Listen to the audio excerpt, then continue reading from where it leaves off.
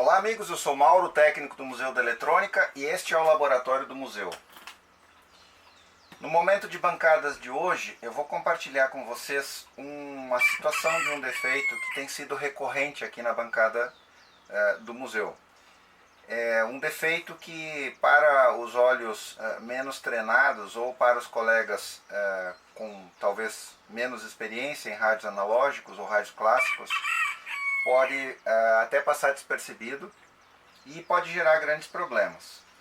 Bom, esse rádio aqui, ele pertence ao Marcos, lá de Taboão da Serra, São Paulo, e o Marcos solicitou que a gente fizesse algumas coisas bastante voltadas à rádio escuta. O Marcos gosta de escutar ondas curtas, então ele enviou esse rádio para nós e pediu que a gente desse foco nisso, né? Para aqueles que ainda não conhecem, se você está chegando hoje aqui no canal, o Museu da Eletrônica existe para resgatar, restaurar e preservar aparelhos clássicos, aparelhos que foram fabricados na eletrônica antiga, eletrônica do século XX, né? Especialmente esse rádio, o Philco Ford Transglobe, o modelo B481. Ele foi fabricado entre 1975 e 1983, pelo menos é o que se tem notícia a partir dos colegas mais antigos. Eu sinceramente nunca vi nada escrito em relação a isso, ou documentado da própria Philco do Brasil, mas é isso que nós sabemos. O que acontece então? Esse rádio ele foi fabricado numa época em que existiam grandes aparelhos em todo o mundo, não só no Brasil. Os anos 70, 80 e 90, especialmente, eles foram pródigos na produção de grandes rádios, grandes receptores que são, especialmente hoje em dia, muito, muito desejados. Rádios como Panasonic, Grudem, Sony, Zenith e tantos outros, Hamarlud, enfim, se você gosta de rádio, pesquise aí na internet e você vai ver esses grandes receptores. Da marca Panasonic, que é uma que eu gosto muito, você vai encontrar receptores de nível profissional. Claro que hoje são muito caros e muito desejados. E também difíceis de encontrar em boas condições. Nós temos aí alguns na fila das restaurações aguardando os trabalhos. Mas no Brasil, o que mais se notabilizou, sem dúvida nenhuma, foi esse modelo, o Philco Ford Transglobe modelo B481, 9 bandas com FM. Ele foi o último da série Transglobe, que começa lá nos anos 60 com alguns modelos, o primeiro modelo a válvula, e termina então com esse modelo aqui.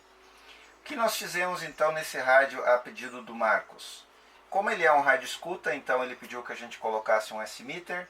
Foi feito aqui um corte a laser, foi adaptado então um S-meter que vai mostrar o nível de sinal em AM. Como foi feito o corte, então nós pintamos a frente aqui do marrom original do rádio. Também uma outra modificação interessante que ele solicitou nesse rádio foi a adição de um conector específico para usar uma antena loop de bancada que ele tem, que é uma antena bastante sensível para ondas curtas. Então nós adaptamos aqui o conector e também vamos fazer aqui a adaptação de impedância para poder a saída específica, né? Ou melhor, a entrada, perdão, aqui é uma entrada, não é uma saída. A entrada específica da antena que ele usa. Outra modificação que nós fizemos nesse rádio, que eu já mostrei aí no canal, nós substituímos a primeira bobina de FI de AM, a última e a penúltima. Isso confere ao rádio uma sensibilidade maior, porque nós usamos um outro tipo de bobina aqui, uma bobina japonesa, que tem um ganho, um fator Q, né, maior do que as bobinas originais do Transglobe. Essa modificação, nesse caso, é feita só em AM.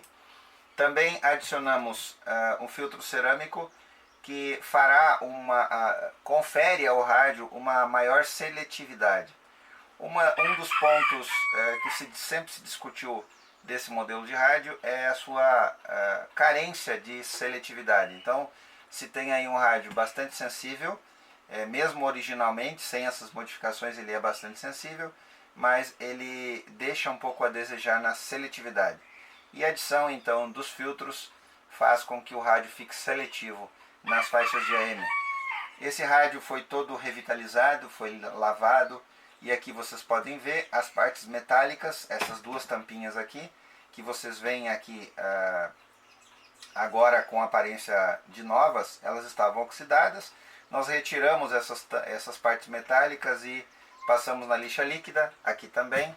Essas partes metálicas das blindagens, né, ou das shield do canal de FI, tanto o canal de FI de AM quanto as osciladoras, nós retiramos todas essas partes metálicas e elas são pintadas depois com uma galvanização a frio, né? E elas ficam então com essa aparência que a gente quer crer que seja a aparência original do rádio, quando ele era novo, né? E assim a gente aproxima o máximo possível o rádio da sua condição de novo. Mas o foco desse vídeo de hoje, o que eu quero compartilhar realmente com vocês é o seguinte: um rádio analógico, ele depende quase que inteiramente do seu capacitor variável. O que acontece com o capacitor variável? Nós sabemos que o princípio de funcionamento de um rádio analógico está baseado no circuito tanque. O que é isso? Resumindo, né? Você vai estudar depois e você vai entender melhor. O circuito tanque, ele é composto basicamente por um capacitor que varia a sua capacitância e um indutor que tem a sua indutância fixa em paralelo com esse capacitor. Então, quando você varia a capacitância, né, você varia a frequência de ressonância desse circuito. E é assim que você faz, então, a sintonia de um rádio analógico. Claro que isso é um resumo, eu resumi bastante a teoria, porque nós precisaríamos de algumas aulas, de algumas horas, para iniciarmos bem no começo de todo esse princípio de funcionamento. Mas esse é o resumo, né, como funciona o rádio analógico. Então você tem um dial aqui, no caso de FM de 88 a 108, mais ou menos nesse rádio. No caso de AM de 545, 550 a 1650 aproximadamente. E o que faz então variar essa frequência, se você nunca viu isso antes, você tem aqui o ponteiro que vai, vamos falar de AM, né? 550 a 1600, que é a faixa que nós enxergamos aqui no tambor desse rádio. 550, 600, 700, 800, 1000, 1200, 1400, 1600. Na verdade, esse modelo ele é um pouco mais ampliado essa faixa, ele vai de 540 a 1650 aproximadamente. Mas o que está serigrafado aqui é isso, de 550 a 1600. Como é que o rádio sintoniza isso? Nós temos aqui o circuito onde tem as bobinas ou transformadores, que são os indutores do circuito LC, né, do circuito tanque. Eles são fixos, eles estão aqui. Eles, claro, eles são calibrados, evidentemente. É o trabalho que se faz de calibração em bancada. E esses indutores, eles estão ligados em paralelo aqui com o nosso capacitor variável. Se nós olharmos para o capacitor variável desse modelo de rádio, nós vamos ver que ele tem 3 seções para FM, são essas menores, 1, 2, 3, uma seção osciladora e 2 seções de antena. E que ele tem 3 seções para AM, uma seção osciladora e 2 seções de antena. O que acontece então?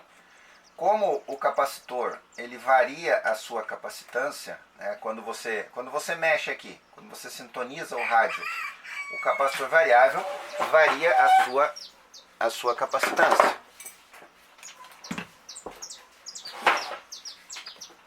Vamos demonstrar isso?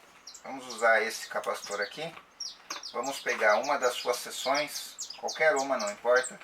Vou pegar aqui uma seção de AM. Vamos pegar a seção osciladora de AM, exatamente a seção osciladora, que é a que nos interessa. Então, o variável está fechado, 350 PF, é a capacitância que nós temos aí, 350 PF. E agora eu vou abrir o variável. Eu vou abrir o variável e você fica observando a tela do instrumento. Olha lá, eu estou abrindo o variável e conforme eu vou abrindo o variável, a capacitância vai vai diminuindo, até a mínima capacitância que esse variável vai apresentar, 12 PF. Então a seção osciladora de AM desse rádio, ela varia de uma capacitância até outra. E aqui vem a dica mais importante desse vídeo. Se você adiantou esse vídeo até esse ponto e não pegou a introdução, porque você acha que eu falo muito, você perdeu algumas informações importantes para entender o que eu vou mostrar. O capacitor variável é um conjunto mecânico que tem placas que são sustentadas por um eixo central que está ligado a um eixo maior que vai justamente aqui na polia do cordão de dial, recebe o cordão, passa no eixo onde você vai fazer a sintonia do rádio, faz uma viagem lá no trajeto do dial, que é onde o ponteiro vai justamente indicar aqui essa viagem, esse curso que o variável faz do início até o fim, ou seja, da sua maior capacitância até a sua menor capacitância. Vamos fazer uma comparação. Aqui está o capacímetro. Eu vou ligar no aterramento desse rádio e vou ligar aqui na seção osciladora, exatamente na seção osciladora do capacitor variável. Nós temos dois aqui. Esse que é o original que estava no rádio e esse que é um capacitor que veio de um rádio doador, de uma sucata. Esse do rádio e esse de uma sucata. Vamos ver primeiro vamos ver qual é a capacitância que tem no capacitor que já foi substituído no rádio. Detalhe importante, todas as ligações estão soltas, não tem nada ligado, ele está só no lugar. Elas estão soltas e eu não fiz a ligação de propósito para mostrar isso para vocês. Então vamos lá, capacitor variável fechado na seção de osciladora de AM, 338 PF, e agora eu vou lá no final, vou abrir totalmente o capacitor. 9 PF, ok? Grave esses números, 9 PF com o capacitor totalmente aberto, 338 PF com o capacitor 337, 338, vamos arbitrar que seja 337 então. 337 com o variável todo fechado, 9 ou 8, né? Olha aí. Ele varia porque os próprios cabos aqui do instrumento, eles têm a sua capacitância também, né? Mas 338 até 9 PF. Agora vamos lá, vamos pegar, vou deixar esse aqui de lado, vou pegar esse capacitor aqui, que era o que estava no rádio, vou fazer a mesma coisa, vou ligar na carcaça e vou ligar na seção osciladora de AM, exatamente a mesma seção. Vamos lá? 300, opa, aqui os cabos estão interferindo. Quando a gente tem aqui num capacímetro convencional, a gente tem esse problema, né? Os cabos vão interferir. Vamos considerar aqui, no início, 338, 342. Então, a gente tem aqui, olha só. No capacitor original, a gente tinha 338 PF, ok? Aqui nós temos 341, 342. Nós temos aí 4 PFs de diferença mais ou menos. Agora vamos lá no final. Variável todo aberto, né? 8 PF. Só que, olhem o que vai acontecer agora. Eu vou forçar aqui a parte móvel do variável, eu vou forçar ela. Vou forçar ela, pronto. Olha o que aconteceu. 6 PF. O que modificou? E agora vem a dica importante para vocês. Essas placas móveis, elas têm um eixo, que tem um mecanismo aqui, né? Ó, tem um eixo, tem aqui uma polia, que tem uma ligação mecânica aqui com a parte do eixo onde a gente gira, ok? Bom, esse mecanismo, ele sofre um desgaste aqui. Imagine por 40 anos ou mais, isso aqui sendo aberto e fechado, aberto e fechado. Esse mecanismo, ele se desgasta, mesmo ele sendo metálico. Esse variável desse rádio, ele é extremamente bom, de excelente qualidade. Ele é fabricado pela Alps japonesa, olha lá, fabricado no Japão. Então a gente tem aqui um variável de alta qualidade, porém, são muitos anos.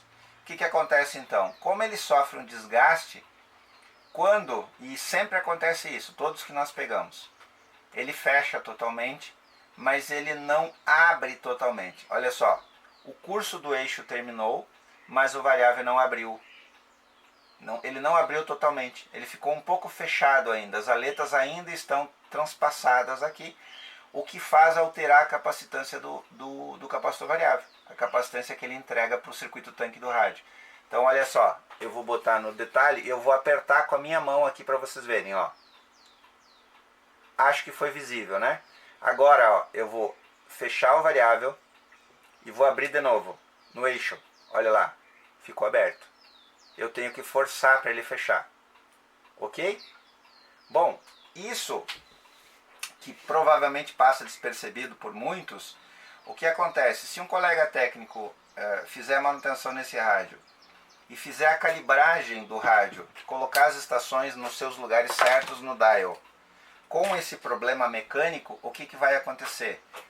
As estações vão ficar deslocadas do projeto original. Por quê? Porque quando a engenharia projetou esse rádio e definiu que seria esse capacitor variável, definiu que seria esses transformadores ou essas bobinas, uma série de cálculos foram feitos para que o rádio tivesse o melhor desempenho possível em cima de cada faixa de frequência. Então suponha, se você tem aqui o canto esquerdo da faixa, 550 kHz, e você tem o capacitor variável que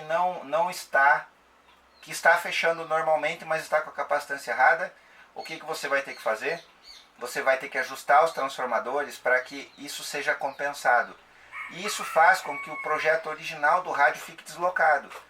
No outro extremo, se você tem 1600 kHz, aproximadamente, né, 1600, 1650, vamos deixar 1600 porque é o que tem no dial, e você leva o variável até lá.